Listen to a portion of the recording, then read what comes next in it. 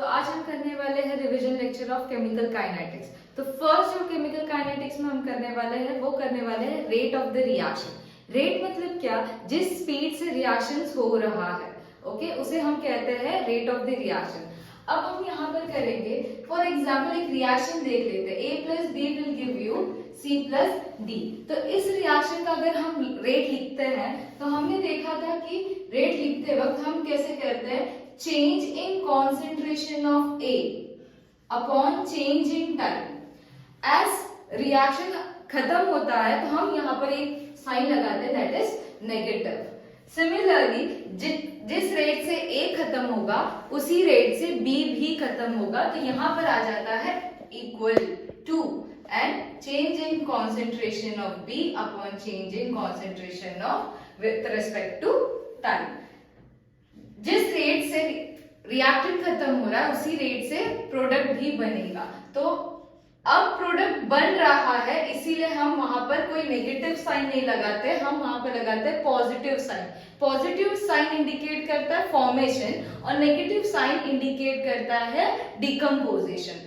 तो रिएक्शन में as reactant खत्म हो रहा है तो नेगेटिव साइन से इंडिकेट करता है, और प्रोडक्ट बन रहा है इसीलिए हम लोग उसे पॉजिटिव साइन से इंडिकेट करते हैं। तो यहाँ पर आप लिखोगे change in concentration of C which is equal to change in concentration of D upon time. Okay, ये होगा हमारा फर्स्ट रेट इक्वेशन। दूसरा रेट इक्वेशन होता है rate is equal to rate constant into concentration. Okay, अब rate का जब भी न्यूमेरिकल्स आए तो इन दोनों को सबसे पहले दिमाग में ले आना है आपको न्यूमेरिकल्स करते वक्त, बिकॉज रेट इक्वेशन इसी से सॉल्व करेगा। अगर उन्होंने ऑर्डर स्पेसिफिकेशन दिया जैसे first order, second order, third order, किसी भी ऑर्डर का, तब हम इन फॉर्मूलेस को अप्लाई करते हैं। ठीक है, तो चलिए हम कुछ क्वेश्चंस करते हैं इस टॉपिक। तो इस रेट पर एक क्वेश्चन कर लेते हैं। तो यहाँ पर मैंने एक क्वेश्चन लिखा हुआ है जो पूछा गया जेईई मेंस 2020 में। तो अब इस इक्वेशन का हमें रेट लिखना है। तो जब आप रेट लिखोगे तो आप रेट लिखोगे rate will be equal to, अब यहाँ पर हर चीज में स्टोइकियोमेट्रिक्स को मेंशन किया, तो आप क्या करोगे, स्टोइकियोमेट्रिक को हमेशा इनवर्स लिखना है। तो आप कैसे लिखोगे, 1/2। एज रिएक्टेंट खत्म हो रहा है तो हम इसे रिप्रेजेंट करेंगे माइनस से। Change in concentration of A upon change in time. जिस रेट से A खत्म होगा B भी उसी रेट से खत्म होगा, minus 1/3 change in concentration of B upon change in time equal to, यहाँ पर क्या होगा, अब हम इनवर्स ले रहे हैं तो फिर ये क्या हो जाएगा 2/3 minus change in concentration of C upon change in time equal to, अब प्रोडक्ट बन रहा है तो हम उसे पॉजिटिव से इंडिकेट करते हैं और स्टोइकियोमेट्रिक को हमेशा इनवर्स में करते हैं, change in concentration of P upon change in time. Okay, तो ये हो गया हमारा रेट लिखने का तरीका।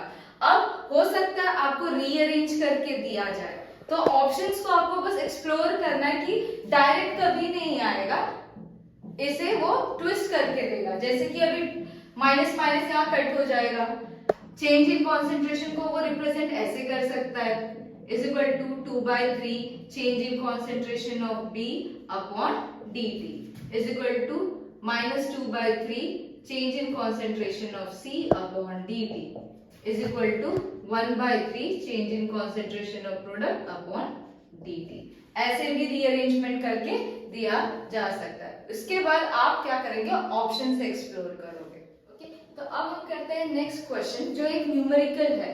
तो डायरेक्ट फॉर्मूले से कैसे रेट लिखना वो तो हमने देख लिया, अब हम नेक्स्ट क्वेश्चन करते हैं। अब इस क्वेश्चन में क्या पूछा है, amount of NO2 required for a reaction, मतलब वो पूछना क्या चाहता है, कितना अमाउंट NO2 की जरूरत है। अब उसने हमें क्या देखा, by decomposition of N2O5 in CCl4 as per this reaction.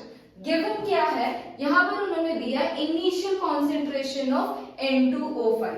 तो हमें इनिशियल कॉन्सेंट्रेशन क्या दिया हुआ है, इनिशियल कॉन्सेंट्रेशन N2O5 का दिया हुआ है 3 मोल पर litre. Okay, next concentration eight 30 minutes, तो हम इसे लिखेंगे AT से रिप्रेजेंट करेंगे। कितना दिया हुआ है तुम्हें कॉन्सेंट्रेशन, 2.75 मोल पर लीटर. ओके, एंड टाइम कितना दिया हुआ है, they have given it 30 minutes. तो इससे हम लोग क्या करेंगे, हम निकालेंगे change in concentration of N2O5. तो change in concentration of N2O5 कैसे निकालोगे, N2O5 change in concentration upon change in time. Change निकालने के लिए आपको पता है इनिशियल माइनस फाइनल करोगे, बिकॉज 3 माइनस 2.75 कितना होता है, sorry final minus initial. Okay, यहाँ पर हम चेंज इन कॉन्सेंट्रेशन को रिप्रेजेंट करेंगे फाइनल माइनस इनिशियल. तो 2.75 माइनस 3 करोगे अपॉन टाइम. टाइम कितना दिया आपको, 30 मिनट्स. सो यहां पर जो आंसर होगा वो कितना होगा, 0.25 दैट टू अपॉन 30 मिनट्स. अभी हम इसे सॉल्व करें तो यहाँ पर जो आंसर आया है वो है माइनस 0.0083. ओके, यूनिट क्या होगा, यहाँ पर लिखते हैं मोल पर लीटर, यहाँ पर लिखा हुआ है मिनट. तो यूनिट होगा मोल पर लीटर मिनट इनवर्स. ओके, ये आ गया हमारा rate of change in concentration of N2O5. Okay, अब हमें किसके लिए पूछा गया है, NO2 के लिए.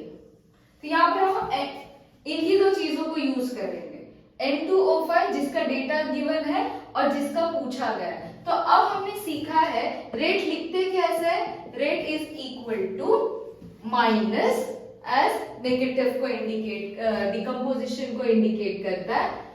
स्टोइकियोमेट्रिक को हम देते हैं इनवर्स में. Then change in concentration of N2O5 upon time. पूछा किसका है, NO2 का. तो हम यहाँ पर लिखेंगे equal to 1/4 change in concentration of NO2 upon change in time.